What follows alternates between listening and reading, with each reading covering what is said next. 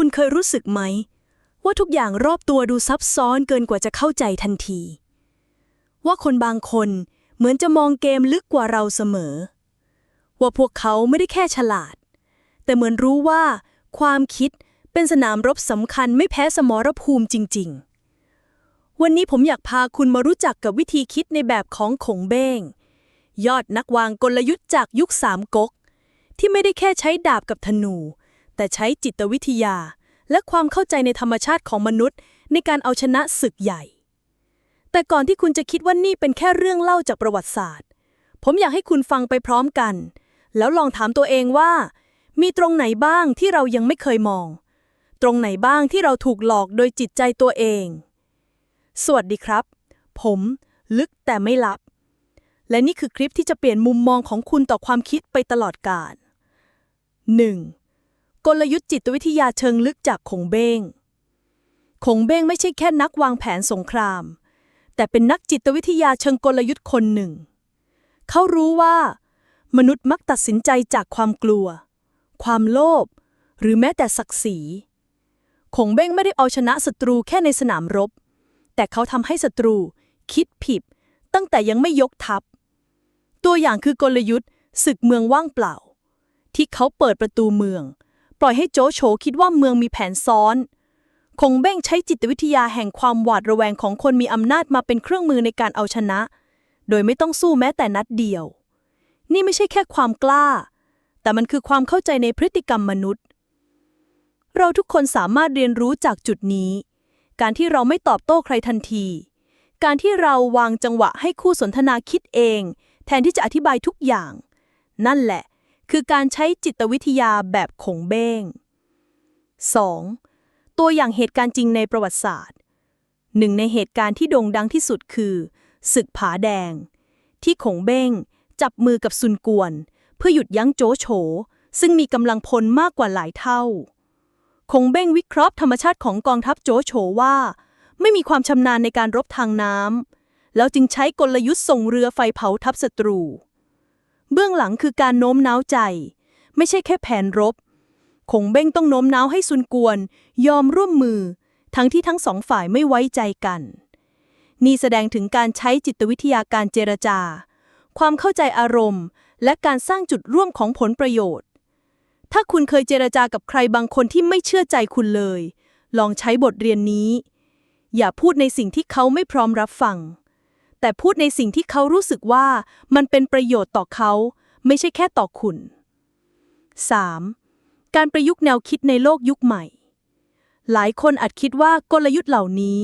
ใช้ได้แค่ในยุคสงครามแต่จริงๆแล้วโลกยุคใหม่ก็เต็มไปด้วยสนามรบของข้อมูล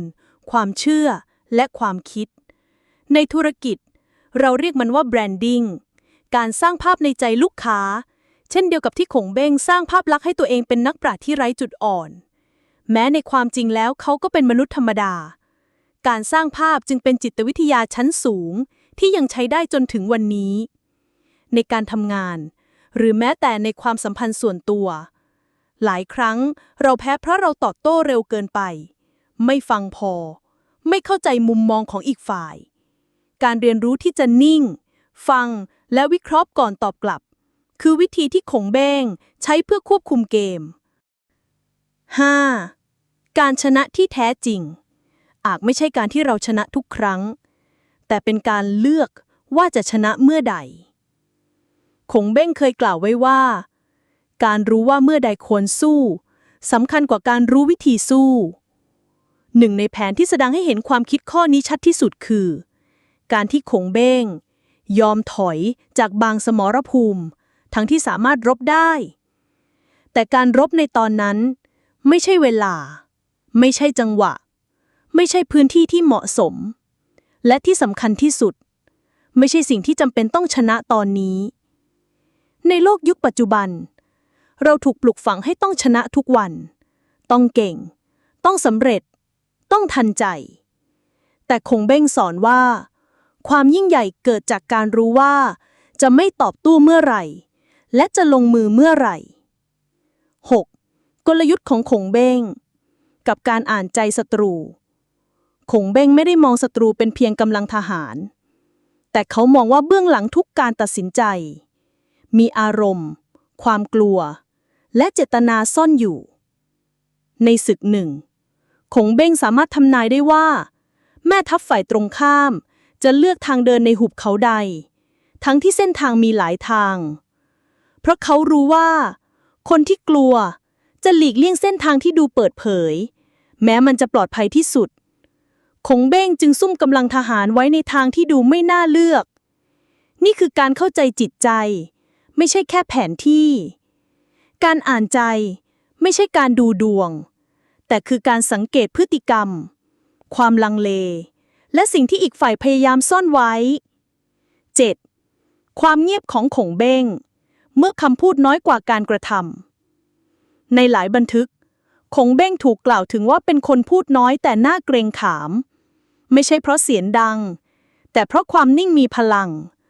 เมื่อครั้งหนึ่งเขาเผชิญหน้ากับทูตจากรัฐวุยที่มาเย้ยหยัยความสามารถของเขา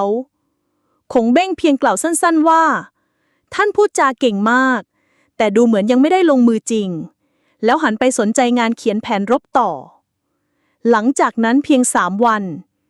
คงเบ้งเปิดศึกและชนะด้วยแผนเดียวกันที่ทูตบอกว่าเป็นไปไม่ได้การนิ่งคือการบอกว่าเรามีไพ่เหนือกว่าโดยไม่ต้องโชว์ไพ่เลยแม้แต่น้อย 8. ศิลปะแห่งการถอยเพื่อรุกบางครั้งคงเบ้งเลือกยอมแพ้ต่อสถานการณ์ระยะสั้นเพื่อให้ได้ชัยชนะในระยะยาวเขาเคยยกเมืองให้ศัตรูโดยเจตนาเพื่อให้ศัตรูตายใจก่อนตกลงในกับดักที่วางไว้ในโลกธุรกิจหรือชีวิตประจำวันการยอมเสียหน้าในที่ประชุม1 ครั้ง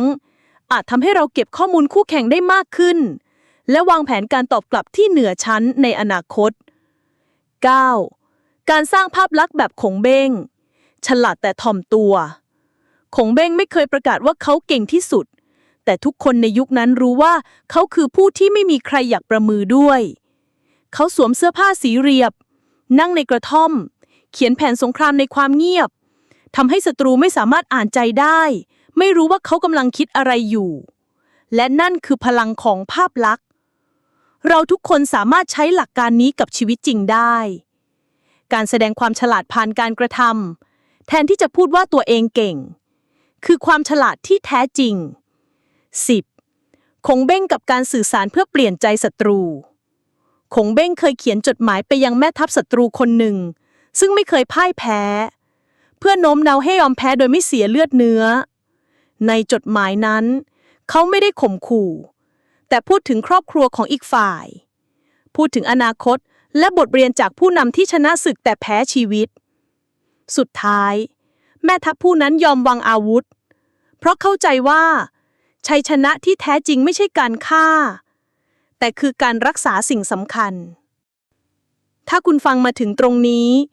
คุณอาจจะเริ่มสังเกตแล้วว่าสิ่งที่ควบคุมชีวิตของคุณอยู่อาจไม่ใช่โลกภายนอกแต่คือสนามรบในความคิดของคุณเองถ้าคุณอยากเจาะลึกแนวคิดแบบนี้อีกอยากเข้าใจตัวเองเข้าใจโลกและใช้จิตวิทยาแบบมีชั้นเชิงฝากกดติดตามช่องลึกแต่ไม่ลับเอาไว้ด้วยนะครับแล้วคลิปหน้าผมจะพาคุณไปเปิดอีกมุมหนึ่งของจิตวิทยาที่ซ่อนอยู่ในเรื่องธรรมดารอบตัวเราเพราะความเข้าใจเล็กๆวันนี้อาจเปลี่ยนทั้งชีวิตในวันหน้า